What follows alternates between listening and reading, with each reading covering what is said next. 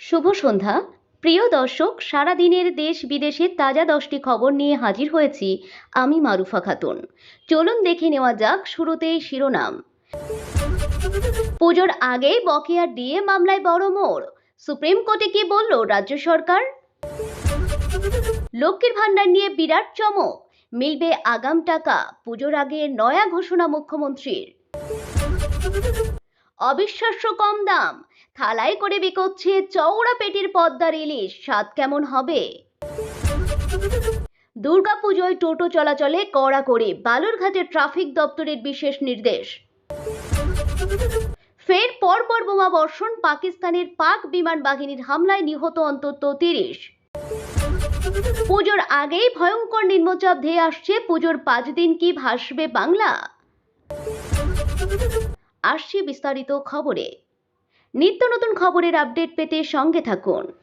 প্রায় 10টি রাজ্যে পুজোর আগে বকেয়া ডিএ মামলায় বড় মোড়, সুপ্রিম কোর্টে কি বলল রাজ্য সরকার? সম্প্রতি সুপ্রিম কোর্টে শেষ হয়েছে রাজ্য সরকারি কর্মীদের ডিএ মামলার শুনানি শেষ হলেও রায়দান স্থগিত রেখেছে বিচারপতি সঞ্জয় করল এবং বিচারপতি প্রশান্ত কুমার মিশ্রের বিশেষ বেঞ্চে। এবার বকেয়া মহার্ঘ ভাতা বা ডিএ মামলার সুপ্রিম কোর্টে লিখিত বক্তব্য জমা দিল রাজ্য সরকার।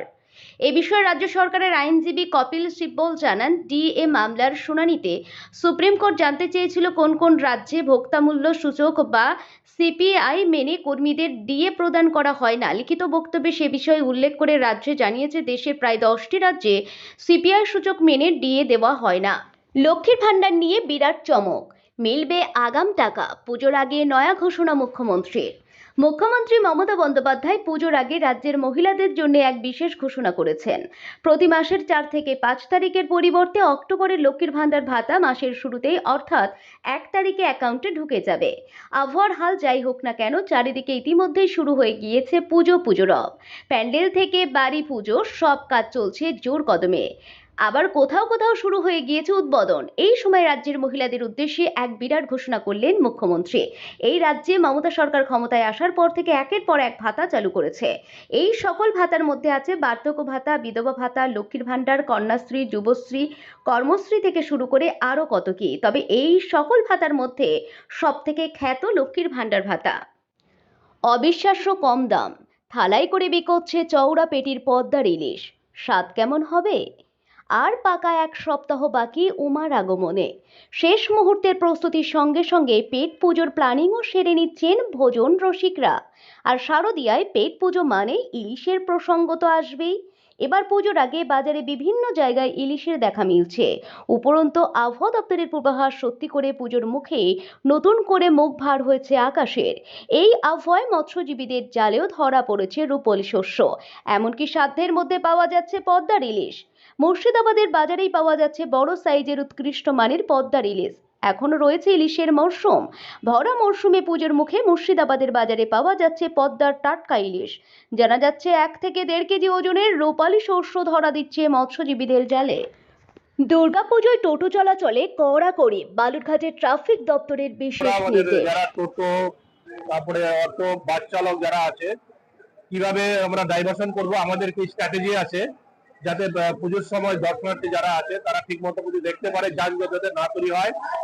তার জন্য তাদেরকে নিয়ে আমরা তাদেরকে ব্রিফ করে দিলাম এবং আমাদের যে গাইডলাইন গুলো সেগুলো মতো তাদেরকে বুঝিয়ে আমাদের সেই ব্যাপারে আমাদের সবাইকে সচেতন করছি এবং আমাদের বিভিন্ন যে স্ট্র্যাটেজিক পয়েন্টে আমাদের টিম থাকবে, যখনই নাকা চেকিং থাকবে এবং যারা এরকমই করবে তো আমরা ওইখানে তাদেরকে ইন্টারসেপ্ট করে তাদেরকে আমরা টেস্ট করবো চ্যানেল প্ল্যানারের মাধ্যমে এবং তাদেরকে আমরা ব্রিফ করবো। এইভাবে করে আমরা ফের পরপর বোমা বর্ষণ পাকিস্তানের। পাক বিমান বাহিনীর হামলায় নিহত অন্তত 30। ফের আগ্রাসী পাকিস্তান। সোমবার একাধিক সর্বভারতীয় এবং আন্তর্জাতিক সংবাদ মাধ্যম সূত্রে খবর, খাইবার পাখতুনখোয়া গ্রামে হামলা চালিয়েছে পাক বিমান বাহিনী। সোমবার খাইবার পাখতুনখোয়া প্রদেশে পাকিস্তানি বিমান বাহিনীর বিমান হামলায় নারী ও শিশুসহ কমপক্ষে 30 জন নিহত হয়েছেন। নিহতরা সকলেই বেসামরিক নাগরিক বলে তথ্য। জানা গিয়েছে, হামলা এবং বোমা বর্ষণের ঘটনা ঘটেছে রাতের অন্ধকারে। 22শে সেপ্টেম্বর রাত 2টোর দিকে পাকিস্তানি যুদ্ধবিমান তিরা উপত্যকার মাতুরে দারা গ্রামে 8টি LS-6 বোমা ফেলেছে বলে তথ্য।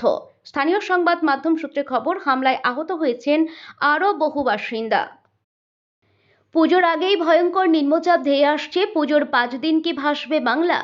দেবীপক্ষ শুরু হতেই বাংলার আকাশে কালো মেঘের আনাগোনা। উৎসবের মরশুমে চিন্তায় ফেলেছে বঙ্গোপসাগরে তৈরি হওয়া এক নিম্নচাপ।